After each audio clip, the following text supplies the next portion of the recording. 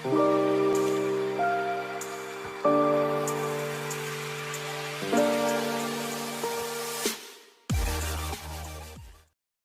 Guys, welcome back to my channel. तो last part में untamed novel का explanation हमने फाइनली वहाँ तक ख़त्म कर लिया है जहाँ तक अनटेम्ड सीरीज़ में दिखाया गया है। तो अब जो भी मैं आपको एक्सप्लेन करने वाली हूँ वो वही एक्सप्लेन करने वाली हूँ जो ओनली नोवेल का पार्ट है। ओके, तो आज से हम टाइटल का नाम चेंज करके सीरीज़ वर्सेस नोवेल ना करके ओनली नोवेल एक्सप्लेनेशन रखने वाले हैं, और ये हैशटैग वैंक्शन पार्ट 1 होने वाला है। I want to say it again. If you have any problem with BL content, if you don't like Lan Wangji and Wei Wuxian as a couple, please don't watch this video and don't leave any hate comment. It's a request. तो वांगजी ने जब weighing को बताया कि सिजुई ही आयुएन है जिसको वो इतने सालों से अपने पास ही रखते आ रहा था और सिजुई की देखरेख वांगजी ने ही की, तो वेइंग बहुत खुश हुआ और कहने लगा, लंजा तुम सच में बहुत अच्छे हो, थैंक यू वेरी मच, तुमने जो भी आयुएन के लिए किया। तो वांगजी कहने लगा, मेरे और तुम्हारे बीच में थैंक यू या सॉरी कहने की कोई जरूरत नहीं है। तो वेइंग कहता है, ठीक है, फिर हम किसी और बारे में बात करते हैं, और उसके चिन को पकड़ते हुए उसकी गाल पर किस करता है। वांगजी ऐसे ही फ्रीज खड़ा रहता है और कोई जवाब नहीं देता। अब वेइंग कहता है, हांगुन जुन, तुम कितने कोल्ड हो, तुम्हें कोई रिस्पॉन्स तो देना चाहिए। तुम्हें अभी मुझे एग्रेसिवली ग्राउंड पर लेटाते हुए किस करना चाहिए था, पर तुम ऐसे ही कोल्ड बने हुए हो। वेइंग ऐसा कहता ही है कि वांगजी सच में उसे ग्राउंड पर लेटाते हुए फोर्सफुली किस करने लगता है। काफी टाइम बाद किस करने के बाद वेइंग कहता है, रुको, मुझे ऐसा क्यों लगता है जैसे कि ये पहले भी हो चुका है। लंजा, उस दिन फीनिक्स माउंटेन पर जब मेरी आंखों पर पट्टी बंधी हुई थी, तो क्या वो तुम ही थे जिसने मुझे फोर्स किस किया था। वांगजी कोई जवाब नहीं देता। तो वेइंग कहता है, इसका मतलब वो तुम ही थे। हांगुन जुन, कौन सोच सकता है कि तुम ऐसा भी कर सकते हो। मैं हमेशा से सोचता था कि कोई शर्मीली लड़की रही होगी जिसने ऐसा किया होगा। मैंने बिल्कुल नहीं सोचा था कि ये तुम होंगे। इसका मतलब तुम मेरे बारे में इतने समय पहले से डर्टी थॉट्स रखते थे। अब वांगजी कहने लगता है, मुझे पता है उस दिन मैं गलत था। अच्छा, तो इसीलिए तुम उस दिन इतने ज्यादा गुस्सा थे कि पेट पर अपना हाथ मार रहे थे। तुम अपने आप पर गुस्सा थे क्योंकि तुम खुद को कंट्रोल नहीं कर पाए थे। वांगजी को ऐसा देखकर वेइंग कहता है, ठीक है, अब शर्माना बंद भी करो। मुझे खुशी है कि तुमने मुझे उस दिन किस किया। वो मेरा फर्स्ट किस था। कंग्रेचुलेशन हांगुन जुन। वांगजी शॉक्ड होकर कहता है, फर्स्ट किस। वेइंग कहता है, हाँ बिल्कुल, तुम्हें क्या लगा। तो वांगजी कहता है, अगर वो तुम्हारा फर्स्ट किस था तो तुमने बिल्कुल भी विरोध क्यों नहीं किया।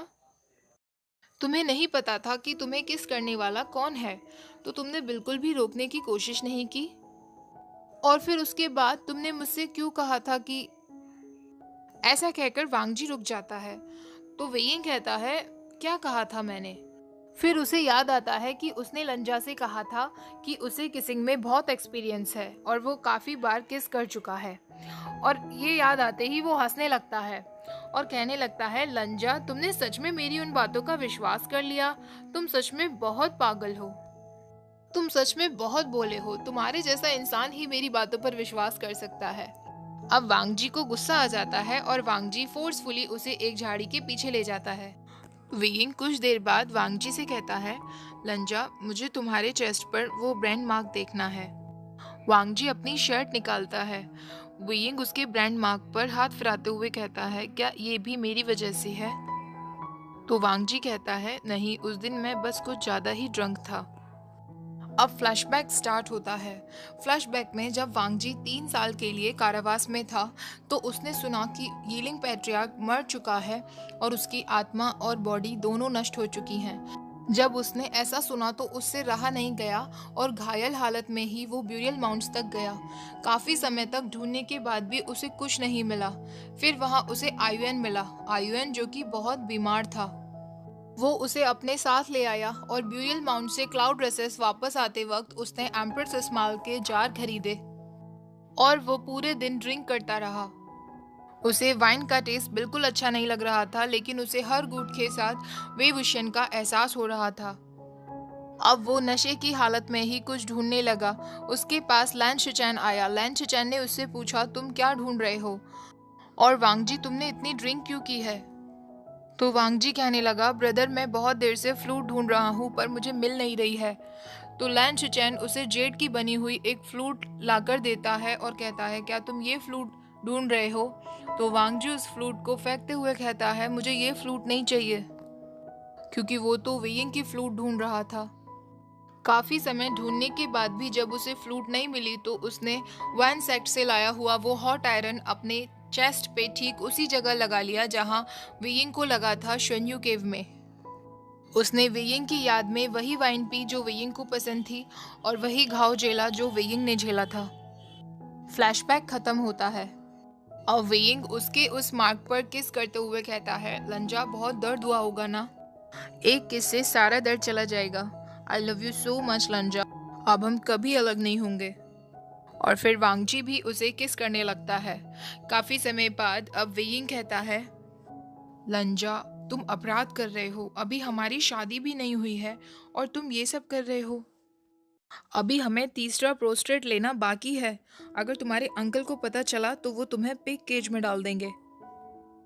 अब विंग कुछ टाइम बाद कहता है, हमने अपने कितने दिन बर्बाद कर दिए। हमने ये सब तब क्यों नहीं किया जब हम क्लाउड रेसेस में थे और 15 साल के थे। अब विंग वांगजी को परेशान करने के लिए उसके कान में कहने लगा, लान और गग्गा, तुम कब से मेरे लिए फीलिंग रखते थे? अगर तुम पहले से ही मुझे पसंद करते थे तो तुमने मुझे क्लाउड रेसेस में ही अपना क्यों नहीं बना लिया?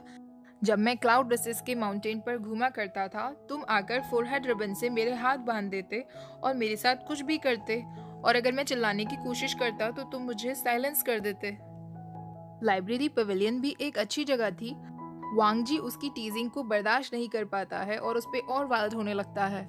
तो वेइंग कहता है, और गगा हमारे पास बहुत टाइम है, लेट्स कंटिन्यू नेक्स्ट टाइम। हंगुंग जुन बहुत स्ट्रांग है, यीलिंग पैट्रियार्क हार मानता है। वांगजी कहता है, अगर तुम सच में रुकना चाहते हो तो चुप रहो और बात करना बंद करो। अब वियिंग कहता है, लंजा मैंने जो तुमसे टेंपल में कहा था कि तुम रोज जो भी चाहो वो मेरे साथ कर सकते हो, तो क्या तुम ऐसा दिखावा करोगे कि तुमने वो नहीं सुना? वांगजी मना कर देता है। वियिंग कहता है, तुम ऐसा कैसे कर सकते हो? तुमने पहले कभी मेरी कोई बात नहीं टाली। अच्छा ठीक है, तो हर 4 दिन बाद, 4 दिन बाद भी नहीं तो हर 3 दिन बाद। अब वांगजी उसे एक नोटिस स्माइल देते हुए कहता है, रोज मतलब रोज। And here is the famous line of Lan Wangji, every day means every day. अब 3 महीने बाद कुछ विलेजर्स एक फॉरेस्ट में जाते हैं। वहां उन्हें कुछ इविल स्पिरिट्स दिखाई देने लगती हैं। वहीं वेइंग पेड़ पर बैठकर बांसुरी बजा रहा था। अब विलेजर्स उसको देखकर कहते हैं, ये तो यीलिंग पैट्रियार्क है, और वहां से भागने लगते हैं। जैसे ही वो आगे की तरफ जाते हैं, वहां उन्हें वांगजी खड़ा हुआ दिखता है और उससे कहने लगते हैं, हंगुन जुन ये जगह हॉन्टेड है, यहाँ इविल स्पिरिट्स आ रही हैं। वांगजी वेइंग को देख लेता है और वो उन सारे विलेजर्स को वहां से जाने के लिए कहता है। वेइंग पेड़ से नीचे आकर वांगजी को फोर्सफुली पेड़ के सहारे खड़ा करते हुए कहता है, आप तो महान हंगुन जुन है ना? आपका यहाँ आना कैसे हुआ? अब जब आपने अपने आप को मेरे हवाले कर दिया है तो मुझे ब्लेम मत करिएगा। वो ऐसा कहता ही है कि वांगजी उसके दोनों हाथों को अपने एक ही हाथ से कस के पकड़ते हुए उसे पेड़ के सहारे ले आता है। तो वेइंग कहता है, हंगुन जुन मुझे विश्वास नहीं होता, तुम कितने ज्यादा स्ट्रांग हो, तुमने मुझे एक ही हाथ से हरा दिया। अब मैं ऐसा बिल्कुल नहीं करूंगा, प्लीज हंगुन जुन मेरे हाथों को मत बांधना और मुझे ग्राउंड पर मत लेटाना। तो वांगजी कहता है, मजाक करना बंद करो। तो वेइंग कहता है, तुमने ही कहा था ना एवरीडे मीन्स एवरीडे। अब वांगजी उसे किस करने ही वाला होता है कि वेइंग पीछे हट जाता है और उसे तंग करना शुरू कर देता है। पहले मुझे गागा बुलाओ, मैं तभी तुम्हें किस करने दूंगा। वांगजी ने कभी ऐसे वर्ड किसी के लिए यूज नहीं किया था तो वो नहीं बोल पा रहा था। अब वेइंग कहता है, लंजा मैं कितनी बार तुम्हें गागा बुला चुका हूँ, तुम मुझे एक बार भी नहीं बुला सकते? प्लीज बोलो ना, मैं तुम्हारे मुंह से एक बार सुनना चाहता हूँ। वांगजी ने उसे गगा तो नहीं बुलाया, लेकिन एक शब्द जरूर कहा, शेमलेस। अब वेइंग कहने लगा, लंजा तुम एक हाथ से मुझे पकड़ते हुए थके नहीं हो क्या? वांग जी कहने लगा, तो मुझे क्या करना चाहिए? तो वेइंग कहता है, मैं तुम्हें सिखाता हूँ, तुम अपना फोरहेड रिबन निकालो और मेरे हाथों पर बांधो। वांग जी ने ऐसा ही किया। अब दोनों ग्राउंड पर रोल करते हुए एक झाड़ी के पीछे आ गए। तभी वहां एक छोटी बच्ची की आवाज आती है और पीछे से उसकी माँ चिल्लाती हुई आती है, म्याम्या क्या हुआ, क्या तुम ठीक हो? वेइंग कहता है, म्याम्या ये नाम तो कहीं सुना हुआ लगता है। अब लिटिल म्याम्या का फादर उसकी मदर से कहने लगता है, चू यांग, म्याम्या को देखकर ऐसा लग रहा है जैसे उसने कुछ ऐसा देख लिया जो उसे नहीं देखना चाहिए था। वो बहुत शॉक्ड में है। वेइंग वांग जी से कहने लगता है, लंजा हमने पाप कर दिया है, एक छोटी बच्ची ने हमें ये सब करते हुए देख लिया। फिर दोनों झाड़ियों के पीछे से बाहर आ जाते हैं। लिटिल म्याम्या की मदर पहचान जाती है कि वो हंगुन जुन और वे वुशियन है। वे वुशियन भी पहचान जाता है कि वो म्याम्या है और उससे कहता है, म्याम्या फाइनली मुझे तुम्हारा नाम पता चल ही गया, चू यांग। अब म्याम्या उसे अपने हस्बैंड और बेटी से मिलवाती है। वेइंग लिटिल म्याम्या से कहता है, म्याम्या अंकल तुमसे माफी मांगते हैं, अंकल ने तुम्हें डरा दिया। लेकिन म्याम्या उसकी तरफ मुंह बना देती है। वेइंग म्याम्या से कहता है, लिटिल म्याम्या बिल्कुल तुम्हारे जैसी दिखती है जैसी तुम दिखा करती थी। तो म्याम्या कहती है, यंग मास्टर वे क्या आपको याद है मैं कैसी दिखा करती थी? तो वेइंग कहता है, हाँ बिल्कुल, तुम अब भी वैसी ही दिखती हो, ज्यादा कुछ डिफरेंस नहीं है। ये सुनकर वांग जी वेइंग की तरफ देखने लगता है लेकिन कुछ नहीं कहता। अब वेइंग वांग जी का मनी पाउच लेकर म्याम्या को कुछ सिल्वर कॉइंस दे देता है। लिटिल म्याम्या हंगुन जुन को थैंक्स बोल देती है लेकिन वेइंग की तरफ फिर से मुंह बना देती है। वांग जी और वेइंग वहां से वापस आ जाते हैं। वेइंग वांग जी से कहता है, विश्वास नहीं होता म्याम्या इतनी बड़ी हो गई और उसकी एक छोटी बेटी भी है। वांग जी उसकी बातों का कोई जवाब नहीं देता। अब वेइंग कहने लगता है, लेकिन ये गलत बात है, उसने साफ देखा था कि तुम मेरे साथ गलत हरकतें कर रहे थे, लेकिन फिर भी वो मुझसे नफरत करती है। मुझे तो लगता है वो सीक्रेटली मुझे पसंद करती है, जैसे कि कोई और करता था काफी समय से। वो यहाँ वांग जी की बात कर रहा था। अब वांग जी कोल्ड वॉइस में वेइंग की तरफ देखते हुए कहता है, मुझे मेरा फोरहेड रिबन वापस कर दो वे युनदाओ। वे युनदाओ उसने यहाँ क्यों कहा था ये तो मैं आपको बता ही चुकी हूँ। तो फाइनली अब वेइंग को समझ आया कि क्यों वांग जी इतनी देर से शांत था, और वेइंग बहुत जोर जोर से हंसने लगा और हंसते हुए कहता है, यंग मास्टर लैन आपको जलन हो रही है ना? मुझे सच बताओ तुम्हें कब से जलन होने लगी? वेइंग ने वांग जी का मनी पाउच निकाल लिया और कहने लगा, मुझे बताओ ये क्या है? हंगुन जुन लोगों को बिना बताए उनकी चीजों को उठाना चोरी कहलाया जाता है। इतने प्रसिद्ध कल्टीवेटर होने के बाद भी तुम चोरी करते हो। अब मुझे समझ आया शन्यू केव से बाहर आने के बाद मुझे मेरा परफ्यूम पाउच क्यों नहीं मिला था, क्योंकि वो तो किसी ने चुरा लिया था और उसे अपना मनी पाउच बना लिया। हंगुन जुन तुमने ये मुझसे कब चुराया? जब मैं शन्यू केव में बेहोश था।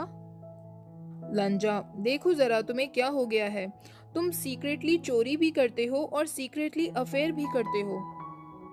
अब वांग जी फोर्सफुली अपना मनी पाउच और वेइंग दोनों को पकड़ लेता है और उससे कहने लगता है, हमारे 3 प्रोस्ट्रेट कंप्लीट हो चुके हैं, ये कोई अफेयर नहीं है, अब हम हस्बैंड वाइफ हैं। तो वेइंग कहता है, लेकिन हस्बैंड वाइफ ऐसे तो नहीं होते, तुम हमेशा मुझ पर अपना फोर्स दिखाते हो और मेरी बात कभी नहीं सुनते। अगर तुम्हारे पूर्वजों को पता चला कि उनका प्यारा लान वांगजी ऐसा बन चुका है तो वो बहुत नाराज हो जाएंगे, ऐसा कहकर हंसने लगता है। अब दोनों रास्ते पर जा रहे होते हैं। हमेशा की तरह वेइंग लिटिल एप्पल के ऊपर बैठा होता है और वांगजी ने लिटिल एप्पल की लगाम को पकड़ा हुआ होता है। वेइंग चिंग निकालकर वही म्यूजिक बजाना शुरू करता है जो वांगजी ने वेइंग को शन्यू केव में सुनाया था। म्यूजिक निकालने के बाद वेइंग पूछता है, कैसा लगा? वांग जी कहता है, इस बार तुम्हारी मेमोरी अच्छी है। वेइंग कहता है, अब बस भी करो, इस बात को लेकर कितना गुस्सा करोगे? मुझे याद है कि मैं नहीं पहचान पाया था कि ये म्यूजिक वही है जो शन्यू केव में तुमने मुझे सुनाया था, लेकिन मेरी पुअर मेमोरी मेरी मदर की वजह से है।